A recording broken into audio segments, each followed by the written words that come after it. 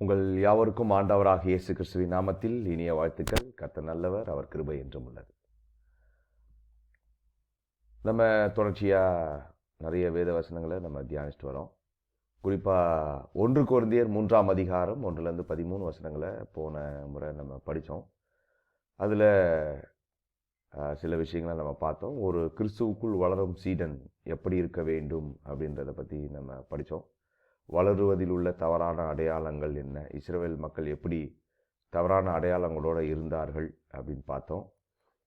எது தவறான வளர்ச்சி அப்படின்றதெல்லாம் பற்றி படித்தோம். அடுத்தது கிறிஸ்துவுக்குள் வேலை செய்வதில் நாம் உடன் வேலையாட்களாக இருக்கிறோம், நம்ம எப்படி இருக்கிறோம் கிறிஸ்துவுக்குள்ள அப்படின்றத பற்றி நம்ம போன முறை படித்தோம். இன்றைக்கி நம்ம அடுத்த அந்த 1 கொரிந்தியரில் 3வது குறிப்பை நம்ம படிக்க போகிறோம்.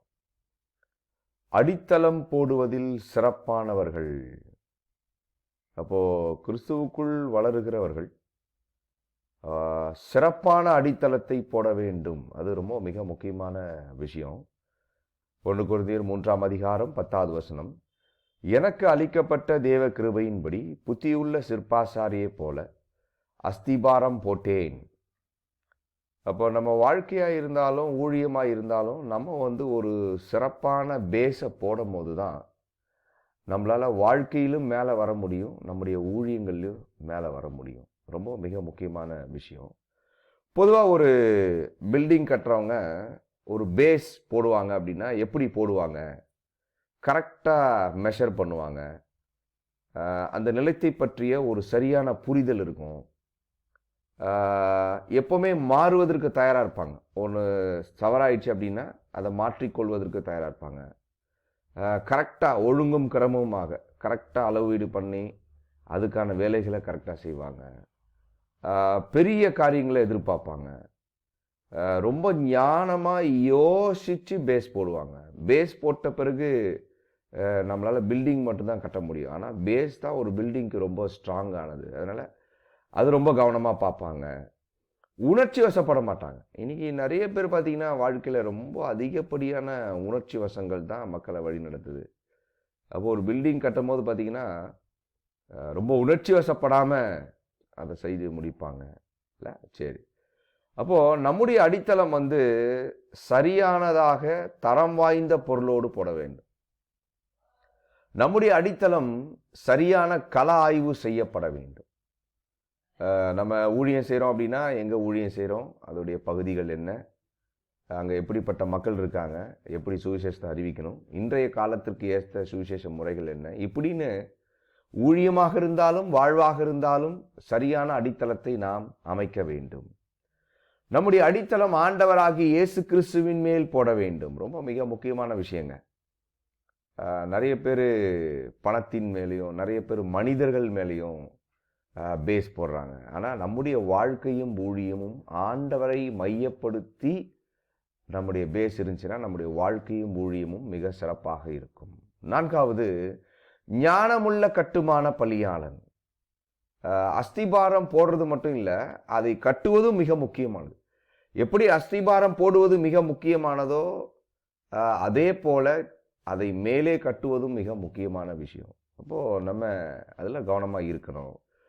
வேறொருவன் அதின் மேல் கட்டுகிறான், அவனவன் தான் அதின் மேல் இன்னவிதமாய் கட்டுகிறான் என்று பார்க்க கடவன். அப்போ நம்ம ரொம்ப ஞானமாக கட்டணும். யார் ஒரு ஞானமுள்ள கட்டுமான பணியாளன்? ஸோ கடவுளுடைய வார்த்தையின் மேல் கட்டுபவர். கற்பாறையின் மேல் கட்டுதல், மணலின் மேல் கட்டுதல். கற்பாறையின் மேல் கட்டப்பட்ட வீடு என்றைக்கும் நிலைத்திருக்கக்கூடிய வீடு. அப்போது நம்முடைய வாழ்க்கையும் ஊழியமும் கடவுளுடைய வார்த்தையின் மீது நிற்க வேண்டும். மனிதர்கள் மீதோ அல்லது பொருட்களின் மீதோ பணங்களின் மீதோ அல்ல. நம்ம எப்போவுமே யார் ஒரு ஞானமான கட்டுமான பணியாளன் அப்படின்னா கடவுளுடைய வார்த்தைக்கு எப்பொழுதும் கீழ்ப்படிபவராக இருக்க வேண்டும். மிக முக்கியமான விஷயம். கடினமான சூழ்நிலையிலும் தாங்கி நிற்பவராக இருக்க வேண்டும். ஒரு ஞானமான கட்டுமான பணியாளன் புயல், மழைகள், நிலநடுக்கங்கள் எது வந்தாலும் அந்த பில்டிங் ரொம்ப ஸ்ட்ராங்காக இருக்கணும். அப்போ பேஸ்லேருந்து அந்த பில்டிங்கை கட்டுறதுக்கு நம்ம சிறப்பாக செய்யணும், உழைக்கணும். கடினமாக உழைப்பவர் ரொம்ப முக்கியமான பாயிண்ட்டுங்க. ஒரு ஞானமான கட்டுமான பணியாளன் ரொம்ப கடினமாக உழைக்கிறாரு. ரொம்ப முக்கியமானது. புதிதாக சிந்திக்கக்கூடியவர், எப்போவுமே புதுசாக யோசிக்கிறாரு, புதுசாக சிந்திக்கிறாரு, மாற்றங்களை உடனடியாக கொண்டு வராரு. அப்படிப்பட்டவர் தான் ஞானமான கட்டுமான பணியாளன். சரியாக சிந்திப்பவர். இன்னைக்கு நிறைய பேர் மக்கள் நிறைய சரியாக சிந்திக்காமல் வாழ்க்கை திசை மாறி போய்கிட்டே இருக்கு. அப்போ ஒரு ஞானமான கட்டுமான பணியாளன் எப்போவுமே சரியாக சிந்திக்கக்கூடியவராக இருக்க வேண்டும். யார் தன்னை மாற்றிக்கொள்ள விரும்புகிறாரோ அவர்தான் ஞானமான கட்டுமான பணியாளன். நம்மளை அப்பப்போ அப்டேட் பண்ணிக்கிட்டே இருக்கணும், நம்ம வளர்த்தி கொண்டே இருக்கணும். நம்ம வளர்த்தி கொள்ளாமல் இருந்தால் நம்ம அவுடேட்டட் ஆகிடுவோம். நம்ம இந்த உலகத்திலிருந்து நம்ம பின்தங்கி போயிடுவோம். அப்போ நம்மளை அப்டேட் பண்ணிக்கிட்டே இருக்கணும். இன்றைய காலத்திற்கு ஏற்ற சுவிசேஷ முறை எது? இன்றைய காலத்துக்கு ஏற்ற ஊழிய முறை எது? இன்றைய காலத்தில் மக்கள்கிட்ட எப்படி பேசணும், எப்படி மக்களை சபைக்கு கொண்டு வரணும் அப்படின்றத பற்றி ரொம்ப தெளிவாக நம்ம புரிஞ்சுக்கிட்டு தம்மை மாற்றிக்கொள்ள தயாராக இருக்க வேண்டும். அடுத்தது, யார் தன்னை ஆவியினாலே வழிநடத்தப்படுகிறாரோ அவர்தான் ஞானமான கட்டுமான பணியாளர். ஒருவேளை நம்ம நல்ல காரியங்கள் செய்கிறதா இருந்தால் கூட அது ஆவியானவருடைய வழிநடத்தலின் பேரும் செஞ்சால் அந்த காரியம் நிச்சயமாக வெற்றி பெறும். நம்முடைய பார்வைக்கு நலமாக தோன்றுகிற எல்லாமே ஆண்டவருடைய பார்வையில் சில டைம் அது தவறாக தோன்றும். அதனால் நம்ம எப்போவுமே ஒரு ஞானமான கட்டுமான பணியாளன் என்பவன் தன்னை பரிசுத்த ஆவியினால் வழிநடத்தப்படுவதற்கு ஒப்பு கொடுக்க வேண்டும். இல்லை, ரொம்ப மிக முக்கியமான விஷயம். ஓகே, இன்றைக்கி நம்ம இந்த 2 விஷயத்தை பார்த்துருக்கோம். எப்படி ஒரு அஸ்திபாரத்தை போடணும், எப்படி ஒரு மேலே கட்டணும். அஸ்திபாரம் போடுகிறவுடைய குணாதிசயங்கள் என்ன, கட்டுமான ஞானமாக கட்டுகிறவுடைய குணங்கள் என்ன.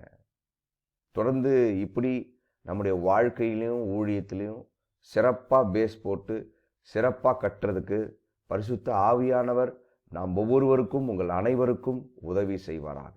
ஆமேன். தேங்க்யூ. God bless you.